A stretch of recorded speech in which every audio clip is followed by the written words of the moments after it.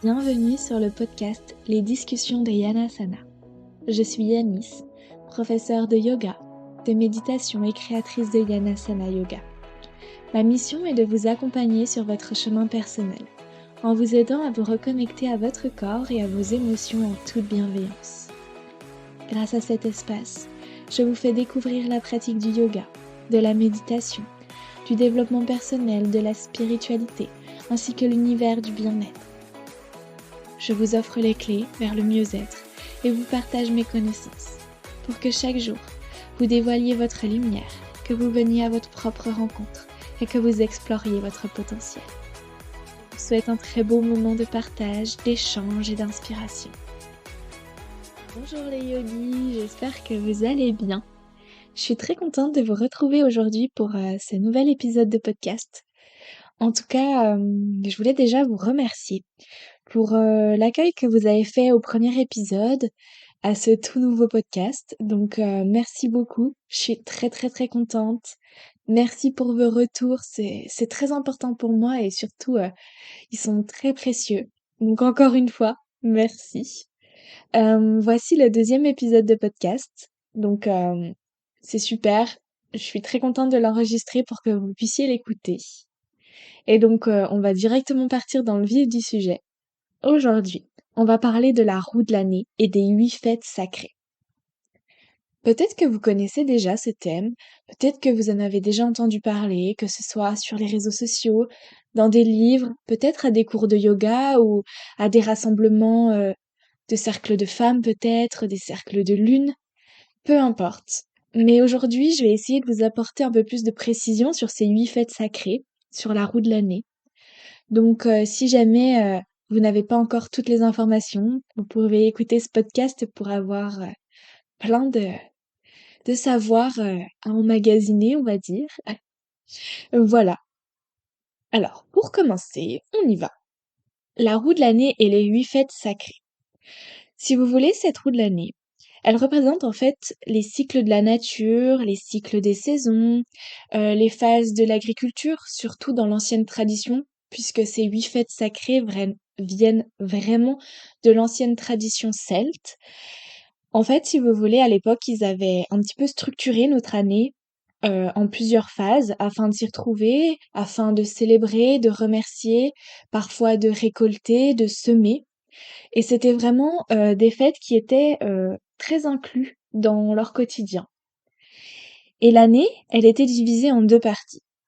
Pour eux, l'année, elle se divisait une partie qui était plongée dans l'ombre, plongée dans la noirceur, et une partie qui était carrément lumineuse, où le soleil était présent.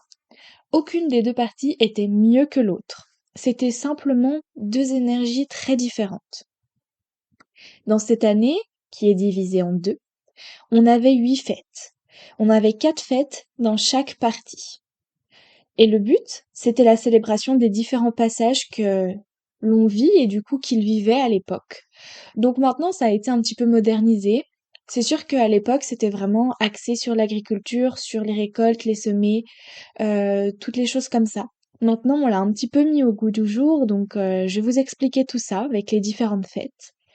Mais en attendant, je vais vous lister les 7 fêtes, enfin les 8 fêtes, pardon, les 8 fêtes sacrées. Et je m'excuse d'avance, car certaines fêtes, je ne sais pas vraiment comment on les prononce. Parfois j'ai entendu une prononciation, parfois une autre. Alors moi je vais utiliser celle que j'ai adoptée. N'hésitez pas à me dire en commentaire si c'est la bonne prononciation ou si peut-être c'est l'autre prononciation qui est OK. En tout cas, je vous l'ai dit, comme moi, je les ai retenus. Voilà. Alors, on va commencer par ma fête préférée, qui est la fête de Samhain ou bien Samhain. Je vous l'ai dit avec les deux prononciations pour que vous puissiez peut-être la reconnaître en fonction de vous, comment vous la prononcez. Mais pour moi, ce sera Samhain. Donc Samhain, c'est le 1er novembre, donc l'ancêtre de Halloween. Je vous en dirai un peu plus juste après. Ensuite, on a Yule, le 21 décembre. On a ensuite Imbolc, le 1er février. Puis Ostara, le 21 mars. Beltane, le 1er mai. Lita, le 21 juin. Lammas Et parfois, j'ai même entendu dans certains podcasts et lu dans certains livres que cette fête, elle s'appelait aussi Lugnasad. Je ne sais pas si je le prononce très bien, mais en tout cas, je crois que celle-ci a 2 noms. Moi, je garde Lammas pour celle-ci qui est le 1er août. Mais si pour vous c'est Lugnasad, pensez bien que du coup, je l'appelle Lammas. Et la dernière fête, ce sera le 21 septembre avec Mabon. Et donc, comme vous le savez maintenant, l'année, elle est divisée en 2 parties. Une partie qui est dédiée à la lumière, une partie qui est dédiée à la noirceur. Dans chacune de ces 2 parties, on retrouve 4 fêtes sacrées. Dans les fêtes que je viens de vous énumérer, on peut retrouver dans la période sombre, donc la période où la noirceur, est, au devant de la scène, on va avoir en premier lieu le 21 septembre Mabon.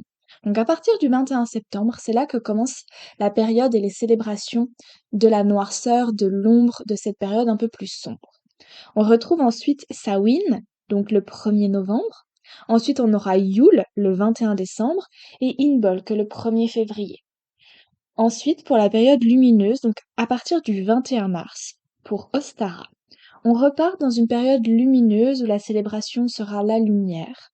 Et donc du coup, on va retrouver les fêtes suivantes, donc Ostara la première, 21 mars, Beltane, 1er mai, Lita, 21 juin, et Lammas, le 1er août, qui s'étalera du coup la période lumineuse jusqu'à Mabon. Une fois Mabon de retour, ce sera la période de noirceur qui recommencera. Plongeons donc dans le vif du sujet. On va commencer par Samhain parce que Samhain c'est ma fête préférée.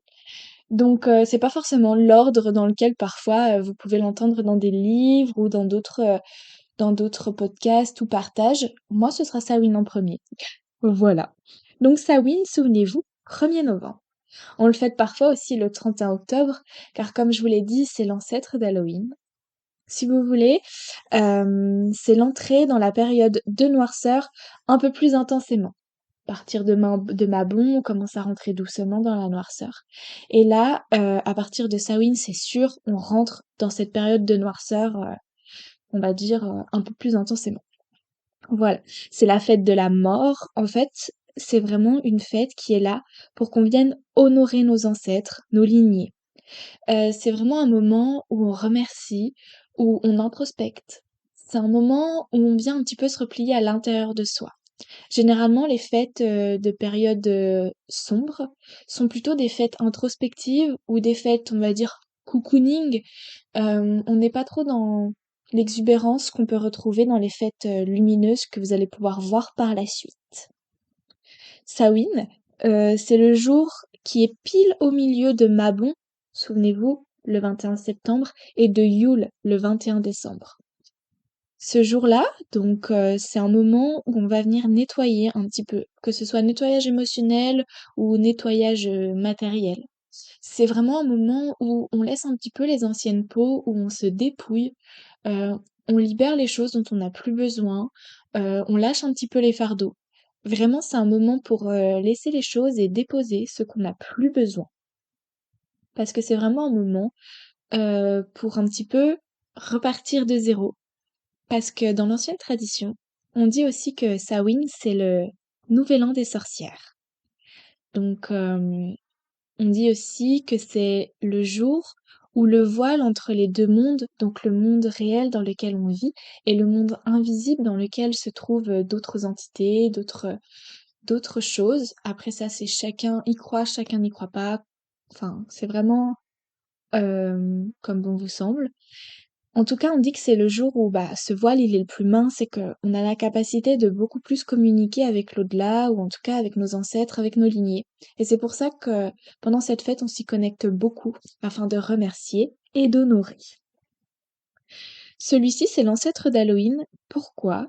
Parce qu'à l'époque, donc ça c'est on fêtait Samhain en fait, et le rituel, c'était de se déguiser, de porter des masques, car le but, en fait, c'était de passer inaperçu auprès des esprits malveillants. Parce que comme je vous l'ai dit, c'était là que le voile entre nos 2 mondes était le plus fin, donc les esprits malveillants, les esprits bienveillants. Tous les 2 pouvaient traverser le voile et venir dans notre monde, tout comme nous, on pouvait rendre visite, via, par exemple, une méditation, une expansion de conscience, peu importe, à nos ancêtres ou à des personnes disparues. Et donc du coup, le but, en fait, c'était de se cacher et de passer inaperçu à travers les esprits malveillants pour ne pas avoir de malédiction, pour ne pas se faire prendre dans des pièges, on va dire.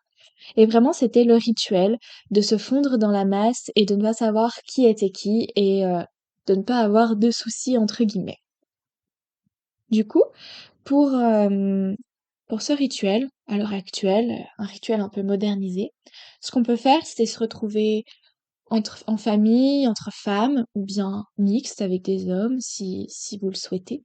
Former un cercle et honorer, remercier. Vraiment, ce sont les 2 mots qui sont vraiment, les mots d'ordre, remercier et honorer les lignées, partager. C'est vraiment un moment de fête, mais introspective et où on va aller chercher un petit peu à l'intérieur de nous pour déposer tout ce que l'on a à l'intérieur de nous. Donc voilà ce qu'on peut faire. Vous pouvez aussi très bien le fêter toute seule, allumer une petite bougie, écrire une lettre à vos ancêtres, peut-être, faire un cours de yoga, méditer. Enfin, comme bon vous semble, vraiment créer votre propre rituel. En tout cas, je voulais faire aussi un petit point sur, le mot sorcière, car comme je vous l'ai dit, c'est vraiment le nouvel an des sorcières. Et le mot sorcière, il a une connotation assez négative. On pense généralement à une vieille personne, moche, faut le dire, à une personne malveillante. On voit la sorcière avec son chapeau noir, sa grosse verrue, ses cheveux gris et son balai. À l'heure actuelle, le mot sorcière, il a vraiment été démocratisé, surtout dans le monde spirituel et énergétique. Comme le fait que le mot sorcière représente en fait, si vous voulez, une femme authentique, une femme ancrée, une femme sauvage, une femme vulnérable, une femme qui se reconnecte à ses sens, à ses cycles, à ses sœurs, dans le sens de la sororité, qu'on soit sœur de liens familiaux ou sœur, avec des liens énergétiques, des liens d'amitié, des liens d'amour, peu importe. Vraiment, le mot sorcière ici, il est pas du tout connoté comme quelque chose de mal. Au contraire, c'est plutôt quelque chose, de valorisant. C'est plutôt, on va dire, des sorcières modernes, voilà. Voilà, je voulais juste faire un petit point sur, Samhain et les sorcières, parce que je sais que vous pourrez peut-être l'entendre et je voulais que ce soit assez clair dans votre esprit et que vous vous disiez pas: «Mais pourquoi, sorcières, elles ont à voir là-dedans?» Voilà, voilà pour Samhain. On va passer ensuite à la fête suivante. Et la fête suivante, c'est Yule le 21 décembre. Alors là, c'est le solstice d'hiver, c'est-à-dire que c'est la journée la plus courte de l'année. Donc on va avoir peu de lumière, beaucoup de noirceur, beaucoup d'ombre. Hem, c'est l'ancêtre de Noël. Vous allez voir, il y a beaucoup d'ancêtres dans toutes ces fêtes. En fait, si vous voulez, à l'époque, Yule, elle se fêtait sur plusieurs jours. En fait, on célébrait doucement le retour de la lumière, parce qu'à partir de Yule, du 21 décembre, les journées commencent à rallonger petit à petit. On est toujours dans la période de noirceur et d'ombre, mais doucement on commence à retrouver la lumière. Et donc c'est vraiment un passage où on venait tranquillement célébrer cette lumière qui revenait. Si vous voulez, c'est un petit peu le moment de se rassembler, de prendre du temps en famille, euh, des festivités un petit peu comme Noël, hein, où on mangeait, on était en famille, on prenait du temps ensemble. Et le but, en fait, de cette fête, c'était de manger sur plusieurs jours, de se retrouver sur plusieurs jours et de se raconter un petit peu, toutes les histoires de l'année, tout ce qui s'est passé, les récits, les aventures, bonnes ou mauvaises, hein, et vraiment de venir faire un point sur l'année qui a été passée. Et aussi de préparer la nouvelle année. Si vous voulez, Yule, c'était vraiment le moment où, surtout à l'époque, la famille était très importante. Et donc du coup, c'était le moment de se retrouver et de se dire: «OK, à la nouvelle année, là, l'année qui arrive, voilà ce qui va arriver, voilà ce qu'on va faire, voilà nos plans, voilà nos prédictions, nos intentions». Et c'était vraiment un moment qu'on partageait avec sa famille et pourquoi pas ses amis pour, faire du coup, le récit de l'année et préparer l'année suivante. Nous, ce qu'on peut faire comme rituel à l'heure actuelle pour Yule, vous pouvez soit garder le rituel de Noël que vous avez avec votre famille, vos amis, vos proches, ou alors si vous souhaitez le fêter de manière un peu plus spirituelle, un peu plus énergétique, vous pouvez très bien passer un moment très cocooning, prendre un cahier par exemple et faire du journaling, donc écrire à l'intérieur, vos beaux souvenirs de l'année, qui s'est écoulée et ensuite, préparer l'année qui arrive, peut-être y mettre vos vœux, vos intentions, vos objectifs et y penser très fort. Essayez de ressentir les émotions qui vont avec, comme si vous étiez déjà en train de le vivre et puis, ensuite, faire le vœu à l'univers, peut-être le mettre dans une enveloppe. Hem, L'enveloppe, si vous souhaitez la brûler en pensant que l'énergie va aller dans l'univers, vous pouvez le faire. Si vous souhaitez la mettre dans un cahier et la laisser de côté pour que l'univers puisse prendre vos vœux, allez-y, vraiment, aucun rituel n'est normalisé. À vous d'y mettre votre touche personnelle. Moi, je vous donne des pistes. Voilà ce que vous pouvez faire pour Yule. En tout cas, si vous avez d'autres idées, n'hésitez surtout pas. Donc voilà pour cette deuxième fête. On va pouvoir passer à la troisième. Et donc la troisième fête, c'est Imbolc, le 1er février. Alors là, vous allez voir, cette fête-là, j'ai un peu moins d'informations que sur les autres. Certaines fêtes sont, on va dire, un peu moins importantes que certaines, donc vous inquiétez pas, certaines seront plus développées, d'autres un petit peu moins. Puisque c'est des fêtes, on va dire, un peu plus secondaires, qui étaient quand même célébrées, mais pas autant que certaines fêtes comme Samhain ou Lita, que je vous reparlerai plus tard. Voilà. Pour Imbolc, c'est pile le milieu entre Yule, donc le 21 décembre, et Ostara, le 21 mars. C'est un petit peu comme Samhain, vous vous souvenez, il est vraiment entre deux pile poil, entre deux fêtes. Et à chaque fois, c'est toujours très rythmé comme ça. C'est très logique. Il y a toujours ce milieu et ces fêtes, ce milieu et ces fêtes. En tout cas, c'est la dernière fête de la saison sombre. Et donc, ce sera un moment pour se souhaiter la protection et la prospérité pour l'année à venir. Donc, c'est vraiment un moment, très simple, un moment où on se retrouve avec les personnes qu'on aime si on le souhaite et c'est là où on leur dit qu'on leur souhaite la prospérité, qu'on leur souhaite la protection pour cette année. Parfois, on pouvait y écrire sur des papiers, on peut émettre le vœu à l'univers ou le faire seul chez soi. En tout cas, c'est vraiment un moment où on demande, où on manifeste. Ça peut être un temps de méditation justement. C'est vraiment une fête un petit peu moins importante dans les festivités que les autres, mais c'est une fête, qui vraiment est là pour le bien-être, on va dire, de l'année qui arrive. Les idées de rituels qu'on peut faire à cette fête, c'est du coup la manifestation, comme je vous l'ai dit, demander à l'univers et poser ses intentions et surtout, ici se connecter à ses proches, aux autres, hem et demander vraiment de la prospérité et de la protection, mais pour tout le monde, pour les personnes qui nous sont chères, les personnes que l'on aime et pour nous-mêmes. Aussi pour notre entreprise, peut-être à l'époque surtout pour les récoltes, pour les semer, vraiment tout ce qui touche, à votre vie en fait. Donc vraiment c'est le moment de poser vos intentions et de demander ce que vous avez envie, très précisément. C'est vraiment, un nouveau cycle, cette fête.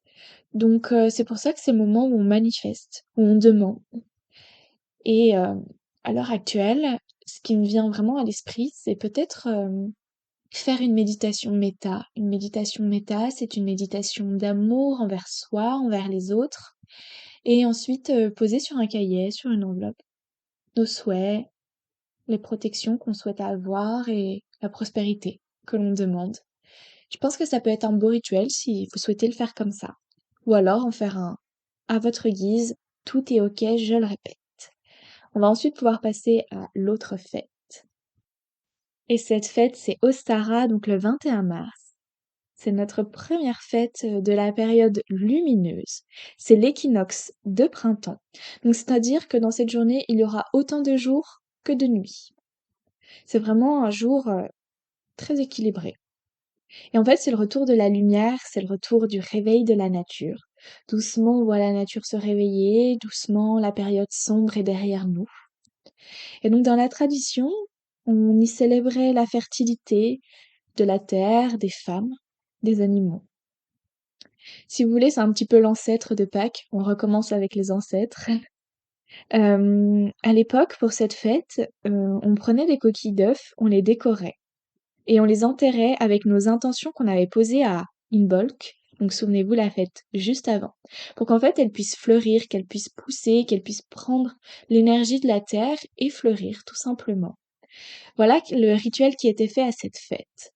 Le but, en fait, c'était vraiment de mettre, en terre, entre guillemets, les intentions qu'on avait posées à une Imbolc afin qu'elles fleurissent et qu'elles deviennent, vraiment réelles dans la réalité, tout simplement.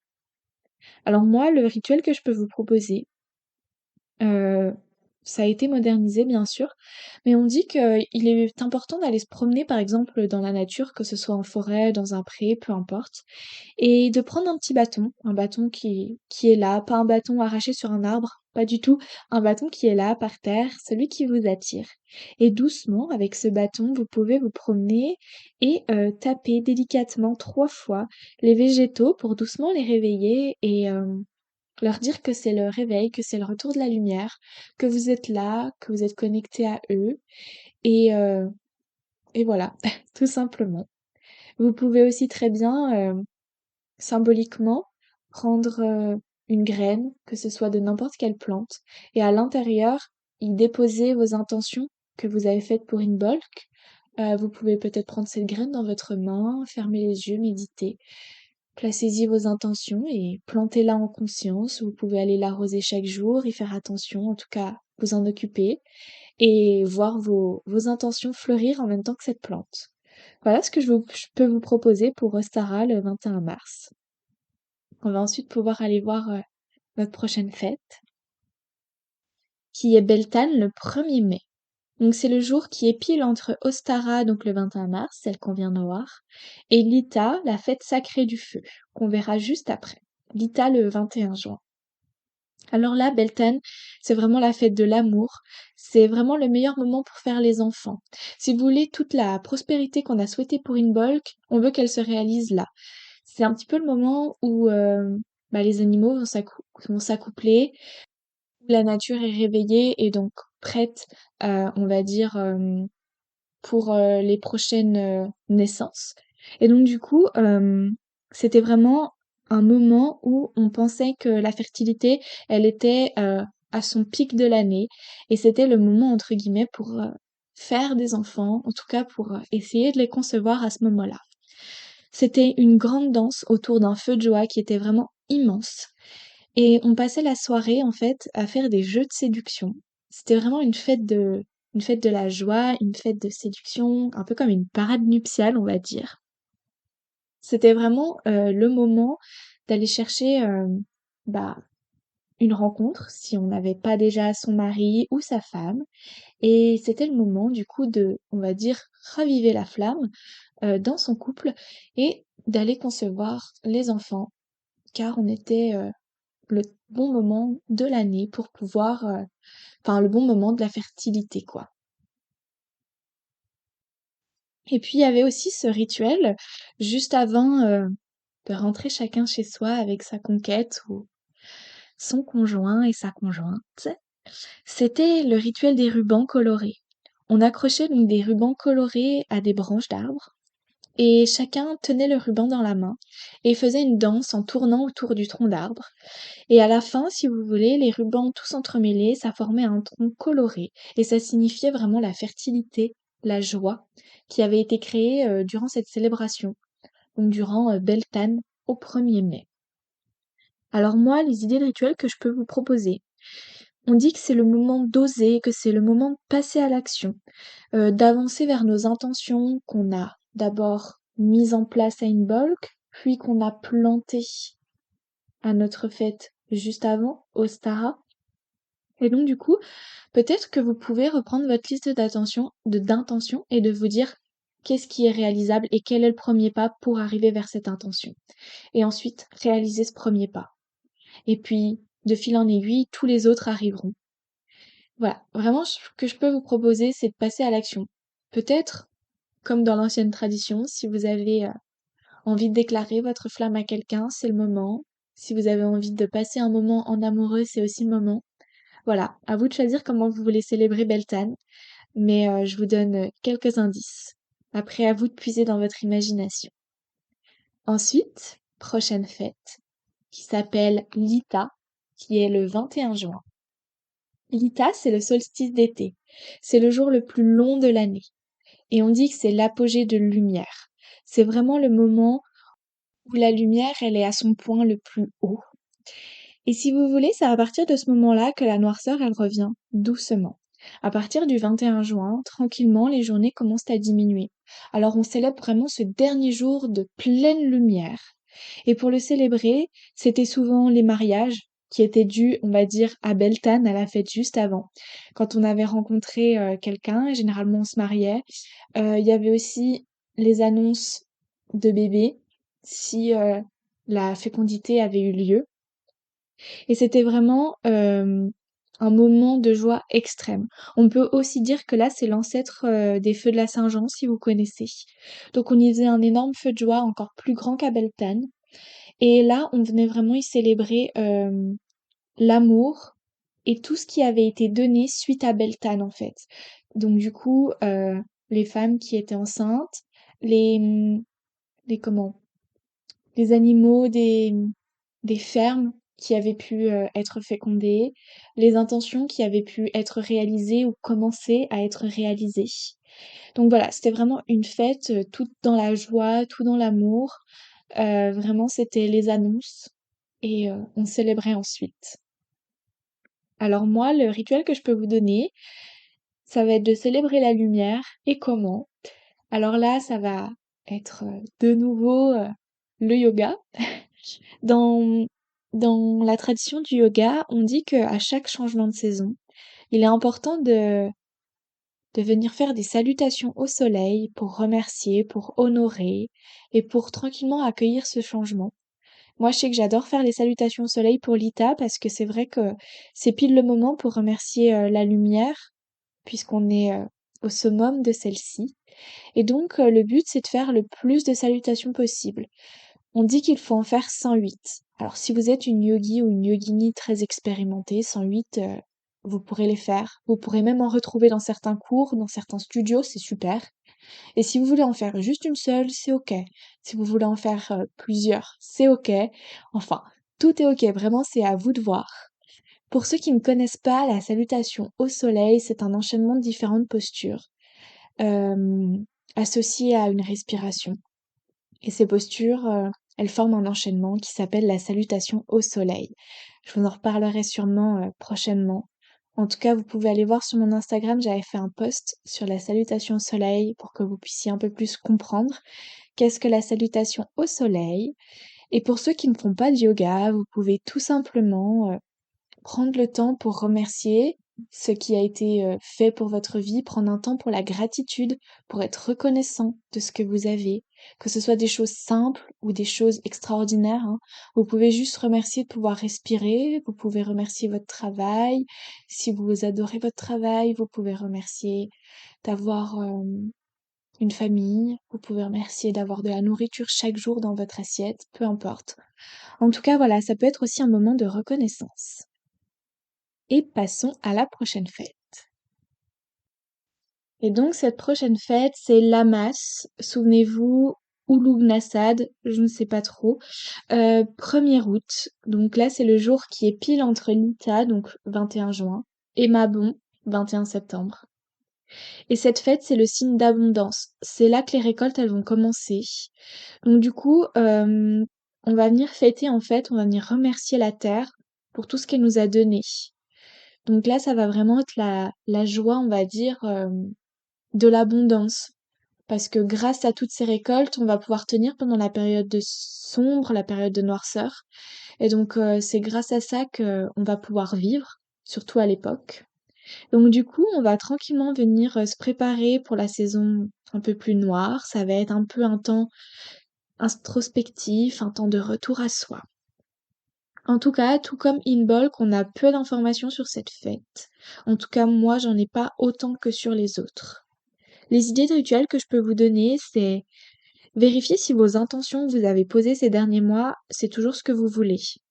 Si si c'est toujours les mêmes objectifs qui sont pour vous, si vous avez toujours envie de la même chose, parce que parfois les choses peuvent évoluer et nos intentions peuvent changer. Donc moi, ce que je propose pour cette fête, c'est que vous pouvez revoir vos intentions, peut-être les réécrire. Si c'est toujours les mêmes, refaire un petit rituel pour les replacer ici et maintenant. Et puis surtout remercier la nature pour tout ce qu'elle a à nous apporter. Même si maintenant on est beaucoup moins dépendant, on va dire, d'une terre, d'une récolte, on peut toujours remercier la nature de nous offrir autant de fruits et légumes que l'on veut, surtout dans notre pays. On peut remercier, les animaux qu'on peut voir, par hasard en se promenant. On peut remercier le soleil de venir, la pluie d'arroser nos terres. Enfin bref, encore un moment de reconnaissance avant de partir, doucement, vers la période des noirceurs. Et donc on arrive tranquillement sur la dernière fête, qui est Mabon, le 21 septembre, l'équinoxe d'automne. Donc là, on a autant de jours que de nuits, tout comme l'équinoxe de printemps. Et ici, c'est le retour de la noirceur, ça y est. Donc là, c'est la fin des récoltes.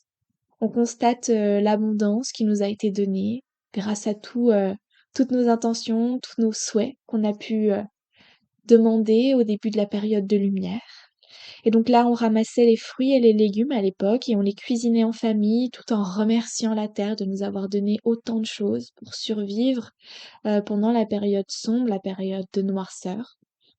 Donc là, ça va être un moment, si vous voulez, pour vous retrouver en famille. C'est souvent la période des pommes, des champignons, des marrons. Pourquoi pas aller ramasser des marrons, des champignons avec vos proches, vos amis, les personnes que vous aimez. Honorer en fait la nature, honorer ce qu'elle nous donne. Il y a aussi les vendanges. Vous pouvez peut-être participer à une journée de vendange pour vous connecter à la nature et à cette énergie de Mabon. Et puis tout doucement, vous préparez pour cette période qui arrive en vous disant que ça y est, le cycle change, prendre un peu plus de temps pour vous, mettre en place de nouvelles habitudes pour vous sentir plus à l'aise pendant cette période. Enfin bref, à vous de voir. En tout cas, voilà les fêtes sacrées. J'espère que cet épisode vous a plu, que vous avez pu y apprendre des choses. Là, vraiment, je vous ai dit un petit peu ce que je savais, ce que j'avais retenu. Euh, il y a encore énormément de choses à apprendre sur chacune de ces fêtes. Je les ai survolées pour vous expliquer, on va dire, le plus important, le principal. En tout cas, n'hésitez pas à faire vos propres recherches. Et puis, je vous remercie pour votre écoute. Je vous souhaite une très belle journée ou une très belle soirée en fonction de quand vous écouterez ce podcast. On se retrouvera très bientôt pour un nouvel épisode. Sur ce, je vous souhaite plein de belles énergies. Namasté les yogis et à très bientôt.